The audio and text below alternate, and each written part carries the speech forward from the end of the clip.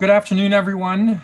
It's a pleasure to welcome you to this Whitman seminar on Brexit, its impact and implications, pre, current, and post-pandemic.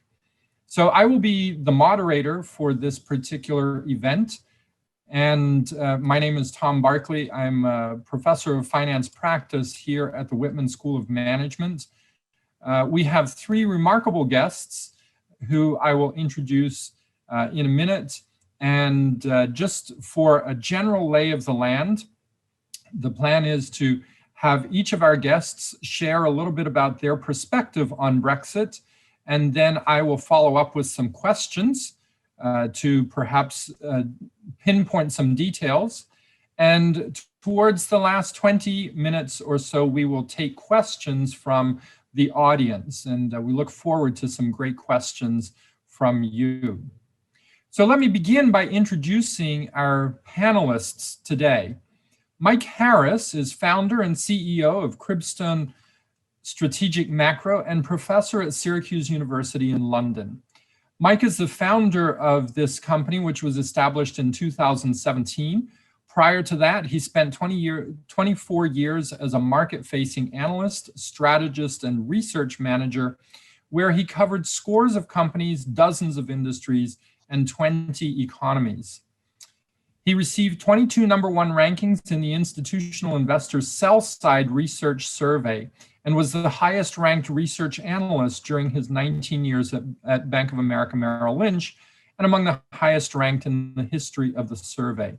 He currently advises selling shareholders and management teams on IPO feasibility and optimizing equity stories, and he also consults with investment funds on macro issues in emerging markets. He previously developed and taught a finance course on investment banking in emerging and frontier markets for Syracuse University in London, and currently teaches an economics course there entitled EU Economic Policy Failures from Maastricht to Brexit. I'd also like to introduce Glyn Morgan, Associate Professor of Political Science and co-director of the Center for European Studies at the Maxwell School here at Syracuse University. Professor Morgan earned his PhD in political science from the University of California at Berkeley in 2001. His book, The Idea of a European Superstate, Public Justification and European Enlargement, was published by Princeton University in 2005. And his research interests include political philosophy, European politics, particularly in the EU, and the sociology of religion. Within political philosophy, his chief interests include the history of 18th and 19th century political thought, the ethics of international relations, nationalism, European integration, and the idea of toleration. Thirdly, I'd like to introduce Fatma Sonmez-Leopold, an assistant teaching professor of finance at the Whitman School of Management. Fatma earned her PhD in finance from the University of Toronto and was most recently an assistant professor of finance at the Smith School of Business at Queen's University in Kingston, Ontario, Canada, before joining the faculty at Whitman. Her teaching and research interests include empirical asset pricing, investments, corporate finance, behavioral finance, and household finance. And she teaches investments, fixed income, and introductory finance courses at the Whitman School. So with those introductions, I would like to begin by asking Professor Morgan if he will give us a little bit of the background of how we got to Brexit and then develop from there. Okay, well, I think the story begins in 1950 when the West European powers decided they want to build a common market. Britain elected to stay out, primarily because Britain saw its future as belonging to the Commonwealth and also in close relations with the United States. And then they slowly realized that the European Union was working quite well, and they were worried about being outside of an incredibly large market. And they were worried that the Europeans might start to discriminate against them. And also that the United States was not particularly eager to have Britain remain outside of the EU. there was always a body of opinion in Britain that the EU was hostile to the British nation state and nationalism, and that movement grew and grew in power, in a sense. And to everyone's surprise, I think amongst the commentariat and academics, Britain in 2016 decided to leave the European Union. I think that was surprise number one. Surprise number two was that in the events between 2016 and 2021, Britain elected to embrace what's known as hard Brexit, which was to say it would remain outside of the customs union and single market. There was going to be a hard trade border between the UK and the EU. That became especially problematic in Ireland because it wasn't clear whether Northern Ireland was going to become remain part of the British trading union or part of the European.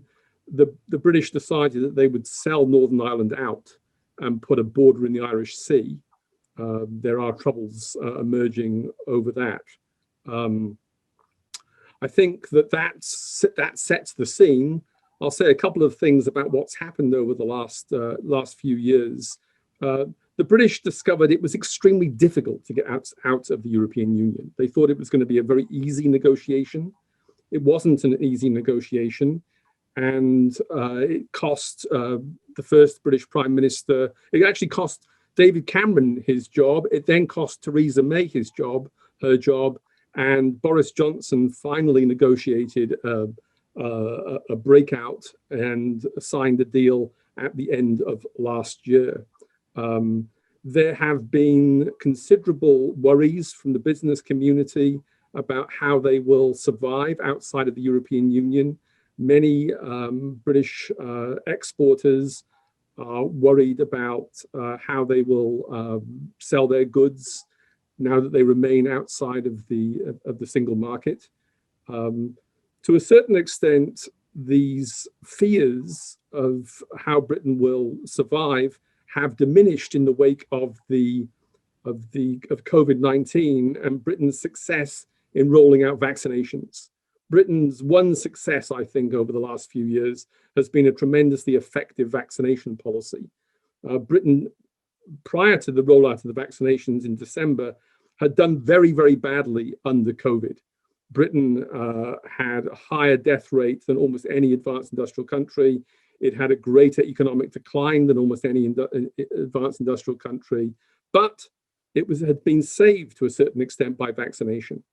The opinion polls suggest that Boris Johnson and the Tory government are now quite popular, but the worry is that the EU will return as a big issue and people will find that the economy and travel are much more problematic than the Tories like to suggest.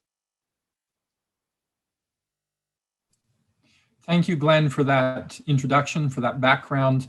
I'm going to ask Mike Harris if you would share a little bit of your background and what you've seen in the IPO markets in recent times directly related to Brexit and those issues. Sure. Every time we do an IPO, there's a consideration of what market should it be in. In Europe, there are plenty of choices, of course.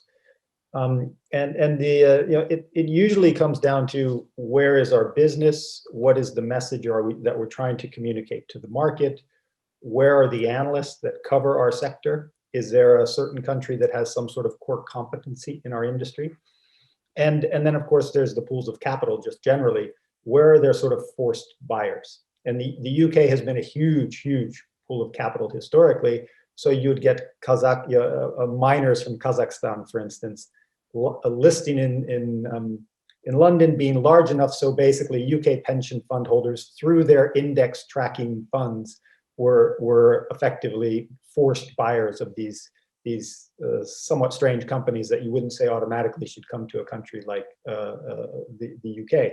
But effectively they were taking advantage of the large pool of funds that automatically owns stocks that are in the index. So I think shorter term, we have had some IPOs where we definitively avoided London recently, not because of a decision on where London will be in the future, and not because of a decision on is London the right place because of where the analysts are and where the money is. It was simply the uncertainty, the regulatory uncertainty, because this was a very poorly negotiated process where we had a lot of blind spots. It wasn't smooth. It was somewhat hostile ultimately in terms of the give and take associated with the negotiations, which is why, as Glyn had mentioned, the UK effectively sold out Northern Ireland. There was meaningful compromise that had to happen that probably wasn't envisioned to begin with. So the simple argument is, when we look at the statistics of how many, how Amsterdam, for instance, had a strong run of IPOs in January and had more IPOs than the UK did during that period. I think that's just a reflection of that uncertainty, because no one would list really during that immediate period when there was if you planned on listing before there was that certainty, you weren't going to engage in a process that could fall apart. So shorter term, I wouldn't read too much into that data, but I think the bigger issue is what's going to happen to that pool of capital in London. Will it be as large and as dominant and as capable of attracting so many IPOs and investment opportunities? And the likelihood, because finance has been also, it's still up for negotiation, and Fatma, I'm sure we'll talk in detail about this. So finance hasn't been resolved yet in the role of the city relative to Europe. So I would suggest that there will still be plenty of IPOs in London, because they can capture the existing pool of capital, because they are UK-focused businesses, because they have a big UK presence, because of the sector. And the reality is a lot of the analysts are based in London, and a lot of the fund managers are based in London, and Edinburgh, for what it's worth. So on balance, I think this is a sector which will see diluted market share. It is unlikely to disappear by any means. It'll still be a strong competitive strength for the UK, but relatively speaking, one that will be dwindling in strength until we see really what happens with less the equity markets and more the investment funds in terms of their place of domicile. Thank you, Mike. Let me call on Fatma to perhaps pick up where Mike left off, and perhaps give us some sense of what you see financial markets in the UK looking like going forward as a result of Brexit. And as Mike just said, some uncertainty has been resolved, but there are still further issues. So what are your thoughts on this situation? Thank you, Tom. As Mike said, many things maybe started to resolve, but in the financial industry, there are still things up in the air. When it comes to, for example, whether there is going to be a passporting issues, meaning the banking system in the United States can still function in the 27 European countries, or whether they can still function in the UK, and obviously the legal issues, the regulatory issues, because which regulatory system is going to be dominant in those kind of situations is not clear yet. And also, as you look at the data, some of the big financial banking system are actually leaving the UK, and they are going to mainly Dublin. So this is actually so far the winner among all of the other European centers, I would say, the financial centers. So Dublin has emerged in terms of their attractiveness from the banking system.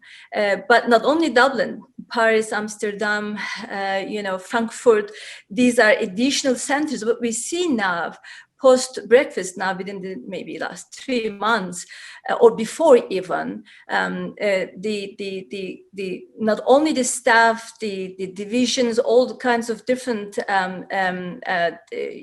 jobs are actually now moving from England to different parts in a multipolar version, not necessarily one center jumping out as a significant competitive center. There are more than one, which shows that I think it's actually working in favor of European countries more so than UK at the moment. I agree with Mike that it is too recent to say anything because it's just only a couple of months. It is yet to be seen in the long run whether the City of London is still the attractive capital of the world, or maybe the biggest one. But just recently, Britain launched a review of banking capital system and proprietary trading system to be competitive with US, because US has so far eased their requirements for proprietary trading, and that is an important part of the business for many investment banking. So the London now tried to, follow the footsteps of the United States in that, regulatory system, so that they could actually be attractive post-Brexit, because this is something that they could do, hopefully, without asking European Union's opinion on the subject. That was the premise of it.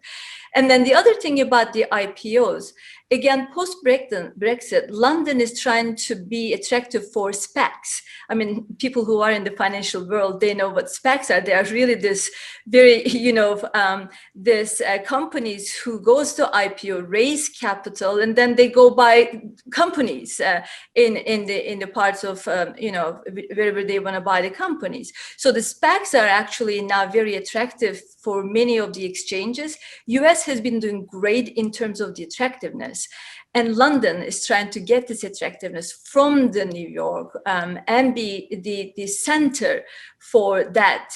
So that could be their competitive advantage going forward. Again, it is yet to be seen, but as of April, post-Brexit, London has seen quite a good, IPOs coming from the tech companies. I don't know the rest of it, but I can speak mainly for the unicorns, tech, and also the SPAC type of companies being actually just went public in the London market. So yes, things are still up in the air in the financial markets, because it's not really clear whether the attractiveness of the city or the influence of the City of London is going to be still here. One thing it's not noted though is that the UK always has the surplus when it comes to financial services to the US, to the European Union, and the European Union had a surplus in goods. So now, unfortunately, the Brexit might just influence this surplus from the financial services from UK to the Europe. So I think that should be still open for negotiation. It's not very clear. Again, the trade side of it, they still have to figure out many things, because back in January and February, the export from the UK to European Union dropped quite dramatically. Again, these are very just recent data and yet to be seen in the long run. Fatma, let me interrupt you there for a second and say that that's a great transition to my next question, and I'll circle around back to Glyn at this point. When we think of Brexit, the United Kingdom has been affected not just in terms of its financial center, London, but certainly in terms of trade, commerce with the EU, and also international trade with the rest of the world. We've also seen a big influence on immigration, those moving to the UK, and emigration, those leaving the UK to work elsewhere. So I'm going to circle back to Glyn and ask, what can you expand on what's already been said, Glyn, with regard to the other aspects of Brexit and its effects? Well, let me just take up the case of immigration. Britain has had no border between itself and the European Union, so it was relatively easy to work anywhere in Europe. And if you were on a short-term contract, like a musician, or in some cases academics, a European university would call you up and say, "Hey, we have a class going, can you teach it next semester?" And any British person could say, "Yeah, I'll be there." Same with a musician. You could say, "I'll pick up a gig in Germany, and then I'll go on to France, and I'll play something in Italy." All those are off now.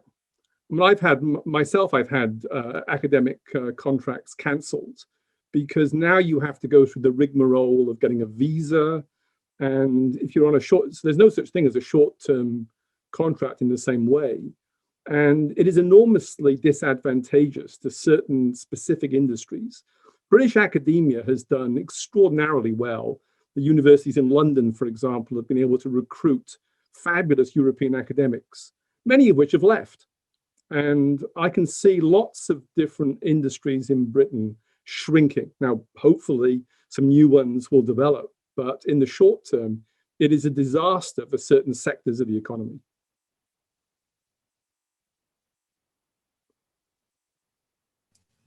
Thank you, Glyn. Mike, I know that in previous discussions, you also had some thoughts on how people felt about immigration versus trade. I know that you had cited a poll in something that I read from you. Yeah, I think, Brexit was ultimately an emotional issue. And if, unfortunately, when you have a very efficient parliamentary system, they effectively changed the constitution through a referendum that was non-binding when people didn't know exactly what they were voting on because they weren't voting on the end result. They were just voting on the idea. And then it gets, most countries, you would have treated this quasi-constitutional change a really big sort of thing. And when we scratch the surface on the emotion, if this was truly an economic thing driven by the, how can we say, the pro, let's open up Britain to the world, let's get rid of EU regulations, then in theory, this should have been very pro the city, pro finance, because that's the UK's biggest competitive advantage, or one of the biggest. And it got thrown under a bridge, just like Northern Ireland did, basically, in the name of this let's get Brexit done, a very emotional issue. And the UK negotiating power during this whole process was abysmal, right? They basically said, we're leaving, then let's negotiate after, and they were stuck with all, as Glyn was mentioning, all these terrible terms. And the problem, the reason I think this all happened is because it was an emotional issue, and the emotional issue was associated with immigration. And the UK, rightly or wrongly, I mean, there was a difference between sort of cool Britannia and cosmopolitan London, which is very open to immigration, and the rest of the country. But the numbers of individuals who came in from Romania and Bulgaria in a very, very short period of time, because Germany, perversely, when you had free movement when Bulgaria and Romania had incomes at 30% of the European Union average, and the UK's income was 120% of the European Union average. So 4 times higher income. So it's obvious, hey, I can suddenly work there. There are no jobs. Romania's population has been shrinking for years. And over 2% of the Romanian population is in the UK right now. Same thing for Bulgaria. And Germany, when Germany and when the Eastern European countries initially joined in 2004, and then Bulgaria and Romania joined in 2007, Germany took its right to say you do not have free movement to come to our country and work for 7 years, because they understand, one, they have a more structured labor market, and two, I think the Germans were smart enough to appreciate this risk, being so close to these countries as well, perhaps. And what the UK didn't realize was probably, hey, we're the capital of the English-speaking world. Everyone wants to speak English. And this is a huge opportunity for anyone who's young in the rest of Europe who's thinking about developing their future. Think of all, in the US, everyone that's trying to come to the US for a future. Here, suddenly you had these very poor countries open up the floodgates immediately with no moderation.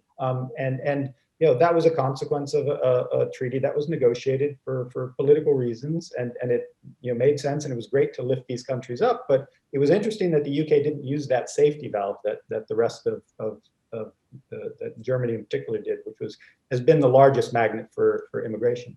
And you saw in the years before, immediately before, in 2014, immigration from within the EU into the UK, 2014 was up 33%, the highest number in all of Europe. In Germany, the number was 14% or something like that.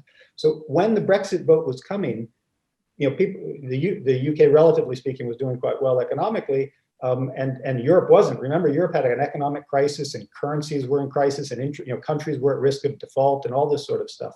So there was an element where the UK was a victim of its own success. It was great for the UK economically, but socially, making up for that. And the Labour Party lost a lot of historic constituencies, partially because these people were effectively anti-immigration. They were seeing, if you're a builder, you realize there are no more British builders anymore. Everyone's from Poland and Romania, plumbers, the same sort of thing. And so while overall wages might have been going up, in certain industries, the pool of labor just kept coming and coming. So it was quasi-economic, quasi-emotional, and partially it was because when Cameron went to Europe to negotiate his deal that he was then going to put to a referendum, he didn't get anything, right? He didn't come and say, look, we're really threatening to leave. We need to get something that allows us to put some constraints on certain industries or whatever it ends up being. So the Conservative Party was very sensitive to immigration for year after year after year. They did nothing about it. Then they came and said, let's vote on the EU membership, having gotten no compromise from the EU during that process. So, my view is that it was something. It's unfortunate that immigration was at the core here, but because it became an emotional issue, we ended up with a subpar outcome because we really didn't negotiate about all these underlying economic and longer term strategic interests. We really just were focused on let's get control of our borders in the most artificial way possible, which was leaving the European Union without having free movement of labor. Thank you very much, Mike. I mean, I think that really helps to give us a better understanding about travel, certainly to the UK, and really just a sense of how Brexit has affected that immigration. I'm going to turn back to Fatma. I know that Fatma had some comments that she was making to us pre-meeting about trade, in particular, some sectors of trade, and how that's been affecting the UK and other parts of Europe. So, Fatma, perhaps could you share some of the anecdotal evidence that you have from the fishing community, and I know there are other sectors as well, and then we'll circle back to some other questions with regard to the EU side of this equation. Okay, thank you, Tom. This immigration is definitely in the core of the Brexit because they wanted to take the control back of their border. That was the premise of the Brexit. And then the trade and everything else, I think, just followed afterwards. And going back, the fisheries industry, I think when you look at this, you can actually divide them in almost like the Scotland fishermen and the English fishermen. Because if you look at the Scotland, they voted 62% remain in the EU. So if you ever listen or read any news and empirical work or anecdotal evidence from the fishing industry, the Scotland fishers are angry because they were like, I didn't vote for it. Why am I actually the one to be punished for it? Because when you look at the fishing industry back in the days, especially for this interesting fishing things like jellyfish, right? They have to really go from the boat to the customer within a very small period of time, because otherwise they will go off. So when you look at those industries, particularly say jellyfish, now the paperwork, there is no tariff. Fabulous, but there's non-tariff issues where you have to really just put lots of paperwork into it. And these people don't even understand the jargon. They don't even understand what it means, how many papers should be really put in together, whether at the border, when you cross it, how long they are going to wait for it, how long will it take to take the jellyfish from the boat to the customer. Long story short, it's just an enormous pressure for an everyday fisherman in Scotland. So they're angry for this. But if you look at the English fishermen, they're angry as well, but they're angry because they were actually carrying the Brexit flag on their boats prior to the leave, because they actually voted to leave European Union. So they are actually angry because they were in favor of leaving. Because now, just a couple of hours back, the French fishermen are angry because they are banned. I mean, not banned, actually. They were promised to have, certification or whatever that is called to fish in the sea, but they can't because they were waiting. They have been waiting for many months now. They were said that they are going to receive in 48 hours after December 25th. 48 hours has been passed a long time ago. So people are angry, particular industries.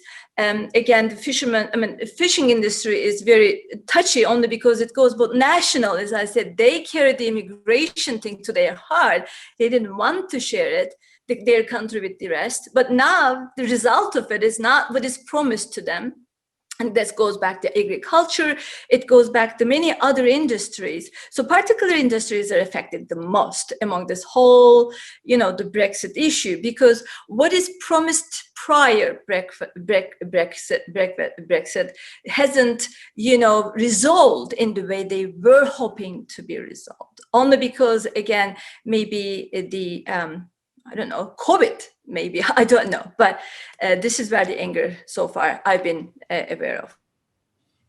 Again, thank you for that answer. I'm going to use that answer to transition to Glyn and Mike and come back to you, Fatma, to say, we've talked about some of the impacts that Brexit has had on the UK.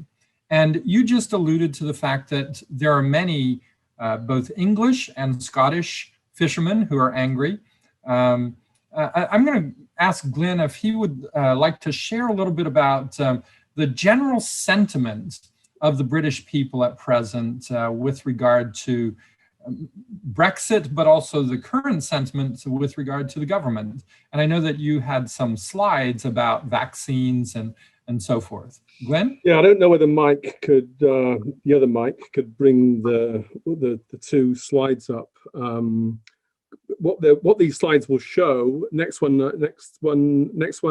What these slides will, let's look at that one, right? So how well is the government handling Brexit? And what you'll see is that if you take those who think it's handling it well minus those who think it's handling it badly, more or less since 2016, a majority of people, a huge majority of people, have thought the British government has handled Brexit very badly. So over on the left there, you'll see that under Theresa May, it was up to 60% minus numbers. And those numbers changed a bit when Boris Johnson became Prime Minister. But then when Britain did badly, as it did for much of 2020 with COVID, the numbers went down again. So, by the end of last year, it was minus 30%. And there was a bump up, and I think that was partly because of Johnson successfully negotiating or finally getting a deal, a bad deal, admittedly, but he got a deal. And the COVID numbers, but still, it's minus 10%. I mean, more people think it's handling it badly than well. If you could do the next slide, Mike, very quickly.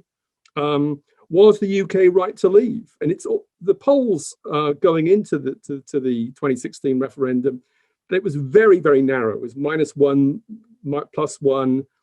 Shortly afterwards, though, people thought maybe this isn't such a great idea after all. So in 2019, you suddenly got it's -10. So more people think it was a bad idea. In hindsight, I never should have voted for this. And that has remained more or less the same number until, again, quite recently. And I think my suggestion is that it's COVID, the success of the vaccines has changed things.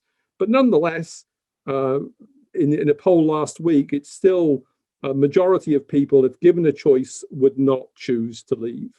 And going back to what Fatma said about the fishermen, yes, the fishermen are angry, but the British fishing industry is a minuscule proportion of the economy. It is tiny.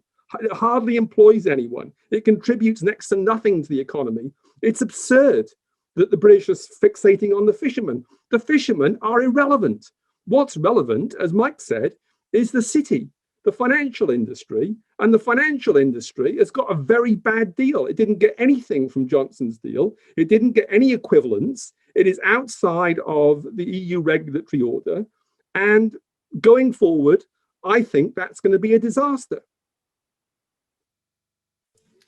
Thank you, Glyn. I know, Mike, I'm going to ask you to pull Glyn's slides back up just one more second. I know that, Glyn, you had a slide or two about I think it's the next slide, about the vaccine.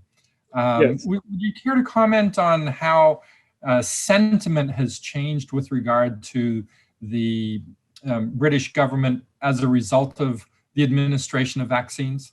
Oh, I think this has unquestionably been a big success. Just look at those numbers. I mean, the British have vaccinated nearly 4 times more than Germany, France, and it shows. If you show up the next slide, Mike, you can see this in the deaths per million. In January, Britain had the highest deaths per million almost anywhere in the world. But look how they've dropped since the vaccines have been introduced. So between say end of January and now, the death numbers in Britain have fallen incredibly quickly. And look at how they are doing in Italy, France, and Germany. They're basically going up. And that has been a tremendous success. Much though I despise Boris Johnson and the Tory government, I would have to concede they did a good job on that. Glyn, if I could add on that, the lockdown obviously helped also. I mean, I was stunned. I was being invited to travel down to Spain to visit factories, and I was like, "What are you talking about? We're all stuck in our houses." So there was that element, but I would sort of make a strange comparison between the decision on vaccines, because effectively they jumped the gun a little bit. They approved things quicker than anyone else. You know, AstraZeneca, for instance, is not even approved in the US yet, and here they were putting it at arms very quickly. They also defied the pharmaceutical companies by saying, we're going to wait 3 months for the second dose, right? And I think, so it showed the same sort of psychology of the UK, how, you know, when they go for it big, and they gamble a bit. But I think the difference was, in this case, there were scientists sort of giving the advice and making these decisions, whereas in Brexit, it was purely political and emotional. Yeah. But it's the same sort of, you know, and it was a winning proposition with vaccines, but I think it was the same sort of psychology. Yeah, no, I agree. And I think you made a good point earlier, Mike, that the British political system is extremely concentrated and there's almost no checks and balances. So a government can pretty much do what it wants, and it can do something. If it gets it right quickly. If it gets it wrong, it also gets it wrong quickly. Yeah, so gridlock's not all bad. Huh? Yeah. Thank you both for those comments about you know, the general sentiment at present. I know that we talked about prior to the meeting starting, you know, for those in the audience who are not clear on this, the United Kingdom is a United Kingdom of several countries: England, Scotland, Wales, Northern Ireland, and the decision for Brexit was not as heartily received in all of the UK. In fact, it wasn't necessarily heartily received by all English people, for that matter. But I wonder if I can call on Fatma to just share a little bit about what you know with regard to, I think you alluded to this already, to Scotland. What might happen if Scotland were to have a referendum to secede from the UK? Now, May 6th, right? Am I right? The election is coming up in Scotland. So the Scotland National Party, SNP, if they were to win, I think they are going to bring up the referendum idea again, independence. I think she said by 2023.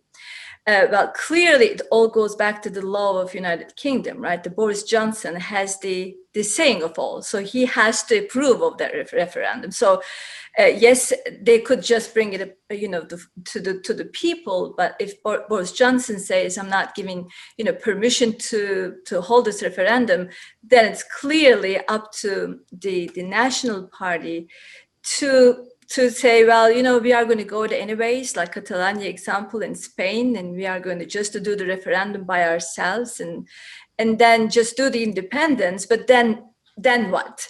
Are they going to go to European Union? What is Spain is going to say to them? Is it clear that 27 countries in EU are going to open their arms to Scotland? What it means for the border, because already we know the border between Northern Ireland and the Republic of Ireland is a problem at the moment.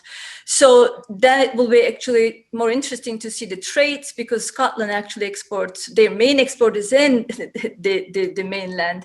So I think even if they want to be the independent, you know, because I think before Brexit, we have to remember 2014, they had a referendum on independence and they failed. So I think this coronavirus and also the Brexit put them again, just powerful statement for the independent people. So now they actually have a chance to go again.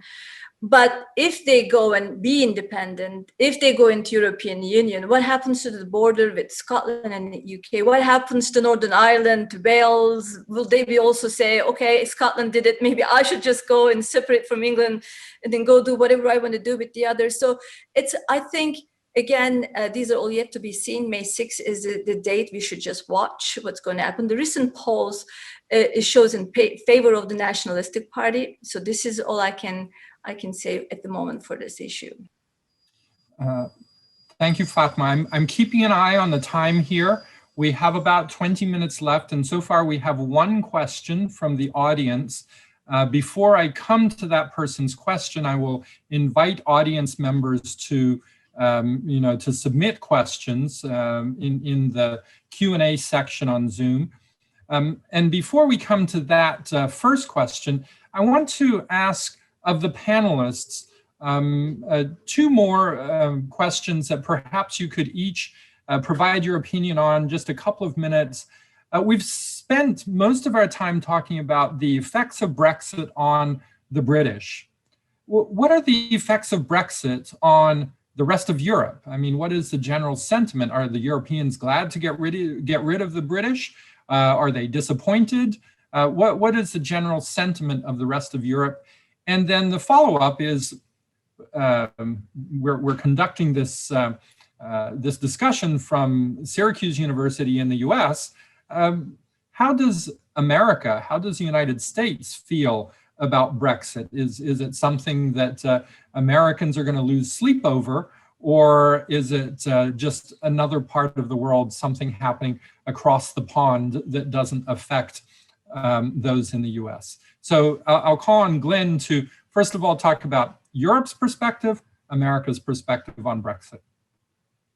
Well, from the perspective of the European Union, Brexit is a big threat, because if Britain were to succeed economically over the next 10, 20 years, if it were to flourish, it would be a disaster for the European Union, because it would encourage other European states to leave. And remember, there are quite a few European states with sizable Eurosceptic parties. That is true in Italy, that is true in France, and that is true in a number of the Eastern European countries.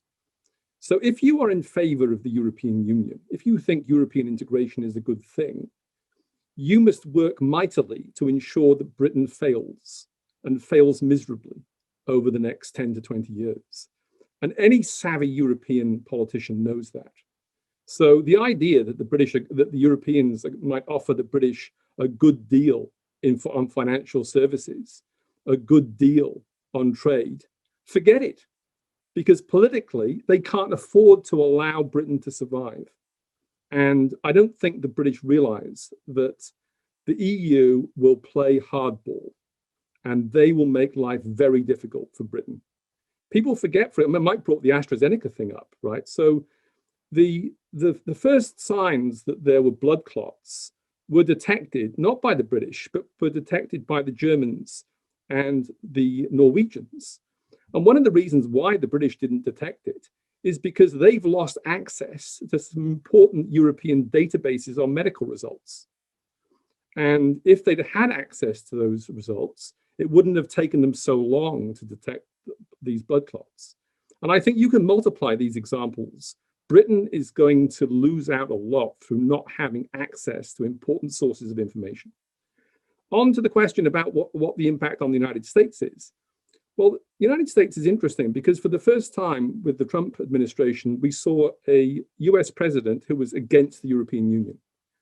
And Donald Trump sent his ambassador, Gordon Sondland, to Brussels. And in the first meeting of the EU ambassadors, Gordon Sondland said, "My ambassadorial mission is to see the EU fail and break up."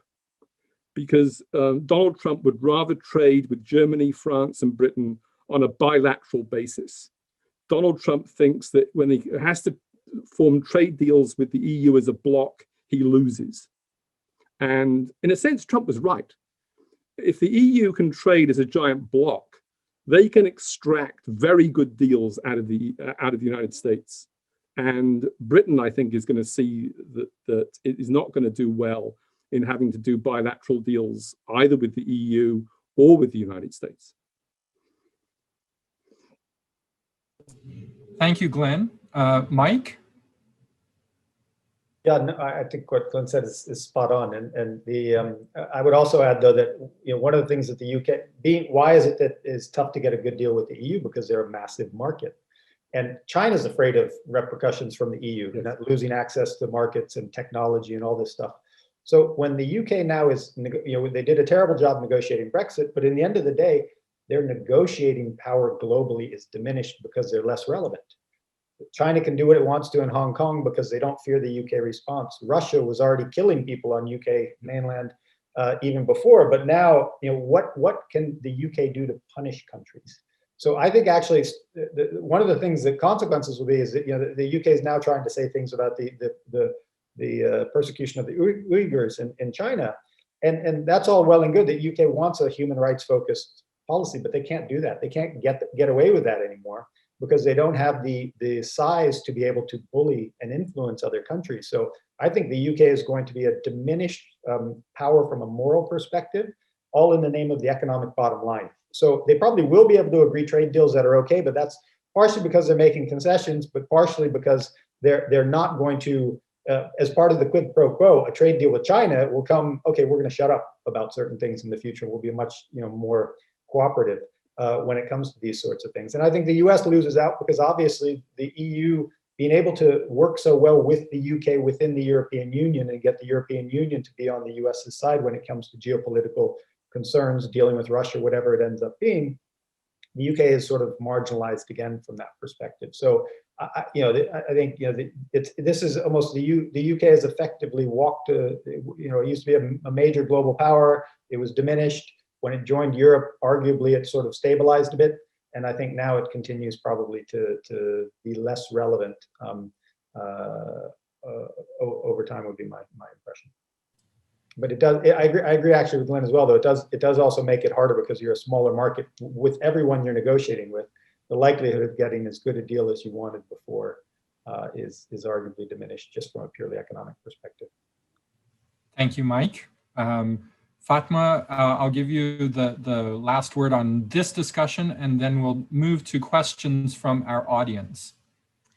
Yes, let's go back to your first question of the two, which was about the unity of the European Union. I mean, it's interesting to see that when they were dealing with Brexit, agreement or the negotiations, 27 countries actually voted together. Poland could have gone by themselves, given the fact that there are lots of Polish, farmers. They go to England to work for a seasonal, work. So therefore, they could have actually just deviated from the rest of the Europe. But clearly, the initial, at least, the unity is there, coming from the 27 countries being voted at the same time together. But it is yet to be seen in the long run about the impact on the European Union. Going back to US, if we go back to Obama administration, when he was asked about the trade between UK versus Europe, and his response was very clear. He says, of course, Europe is the first, England is the second. He says, because we have to deal with the bloc first, then England second. That was a clear question and clear answer from his side.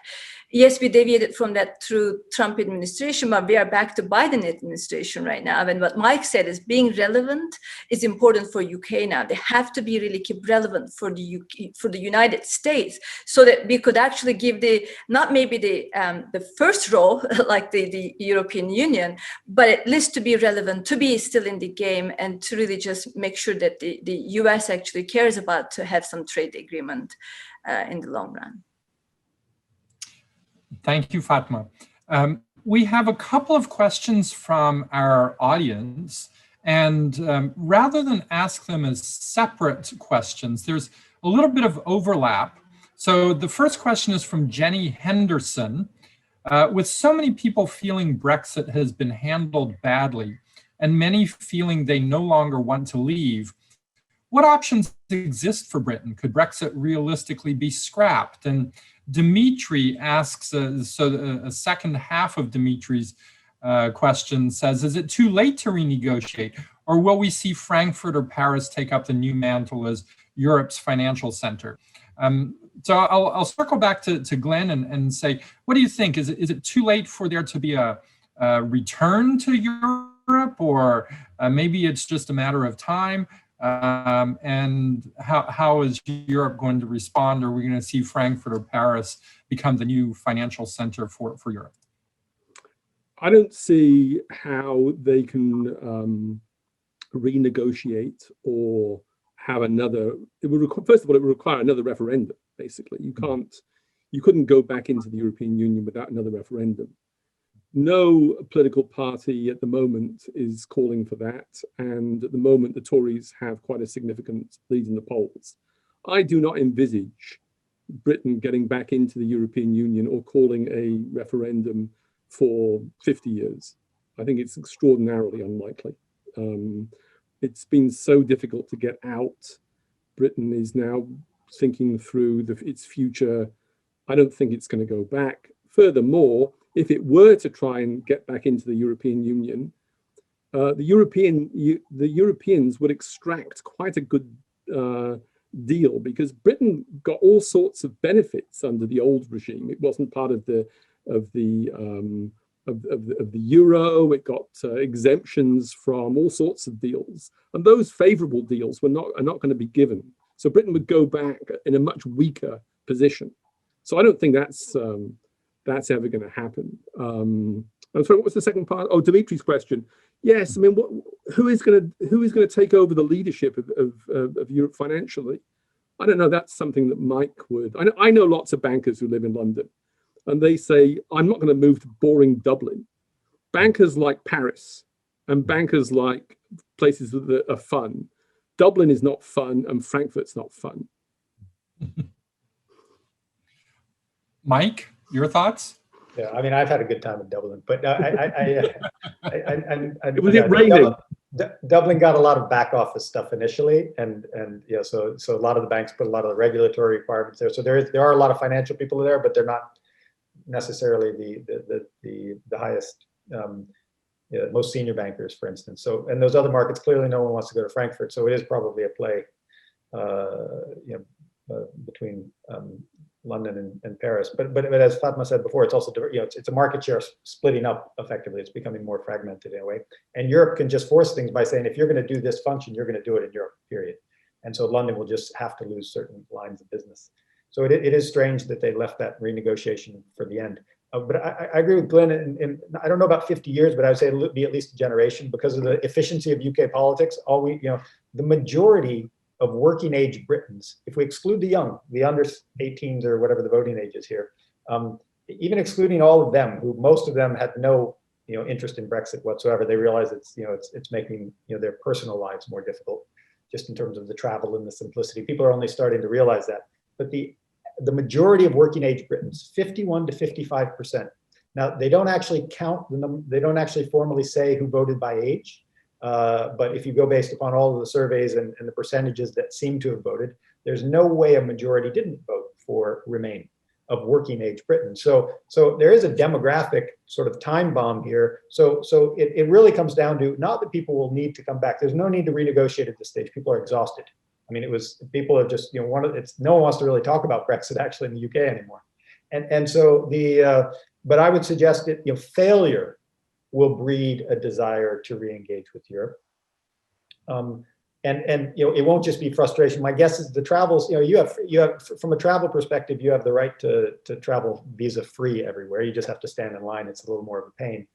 The working component, the people that worked abroad, they are such a small percentage of the population that they're not going to swing it. I think it has to be that people realize the UK is dysfunctional. The US would be backing a re-engagement, and that might come 15, 20, 25, 30, whenever the environment is ripe for that. But here the game is, let's succeed at what we've negotiated poorly. And we've shot ourselves in the foot, but let's move, try and start walking again. Fatma? what I said before we started this webinar, Brexit is a sunk cost. What is done. Just, let's, as Mike said, just work with what you have and try to make the best of the worst situations and try to find a way to really just sustain the relevancy. I think one of the things, I wouldn't know the 50 years, but going back to Scotland, just bringing the referendum again a couple of years in 2014, and 2023, they didn't wait for 50 years to do that referendum. So it is possible that if things get really out of control, the memories are always just, people tend to forget things quite easily. You might just see some sort of a talk after COVID. I mean, I'm not saying that, because COVID right now is impacted people's decision, as Boris Johnson, as Glyn said, through the vaccination, through different things, has the popularity. But once there's ease off, once the dust settles, and once people see that maybe free movement, yes, my people are moving still, but if they want to go beyond 90 days, they still need the visa. Or if you want to come, you need to have a point system like Canada. You have to prove that you have certain points to really live and work in. So it's not really clear what kind of immigration policies are they going to, they're going to follow. So once they are clear, maybe we'll have more idea about whether this is going to be scrapped or not. But at the moment, maybe we may not see it politically in the next, decade, because it's politically, people are going to still have the fresh memories. Tom, if I could just say one last thing, it's that the decision in the US to float the idea of a 46% marginal tax rate, I think, on capital gains for wealthy Americans is actually a gift for London. Because, if people will be comfortable relocating to London, London will open their arms to them. Mm-hmm. Yeah, that's a very interesting comment, Mike, and thank you. Yeah, we haven't talked about what's happening in the U.S. and the most recent political moves to increase taxes and so forth. So that may indeed make a big difference to the wealthy who can choose to live anywhere they want to in the world, and that may make a big difference to them. Time is almost up here, and so although I see another question just popping up in the chat, I want to take the opportunity to thank our panelists. I want to thank Glyn and Mike and Fatma for your willingness to be involved in this discussion. I know that this is being recorded, and so others may watch this post production, so to speak. I hope that for those who have been, who have attended, who have watched the discussion, that it has proved useful and that it will be kind of a springboard to helping to understand better the situation that is being observed right now in the United Kingdom by those who are living there and by those who are across the English Channel in Europe. The changes that are taking place have not all been completed, and it will take us some time to see how everything works out. I'm just seeing that the webinar will be made available after April 23rd on voices.whitman.syr.edu for those who are interested. I do also want to say a big thank you to those who have operated behind the scenes, to Don McWilliams, who is our Chief Marketing Officer here at Whitman, to Mike Cameron, who has been so instrumental in helping to make sure the technology worked properly, to Kevin Bailey, who is the Chief Information Officer at Whitman. So thank you very much to those who have helped as well. So with that, although there are other questions, I apologize, we're out of time. We'll stop here. Thank you all for attending. Thank you, panelists, for your great insights. And I look forward to meeting up with you again, and maybe in person we can share a beverage, whether it's in Dublin's Fair City or in London or in Syracuse. Thank you very much.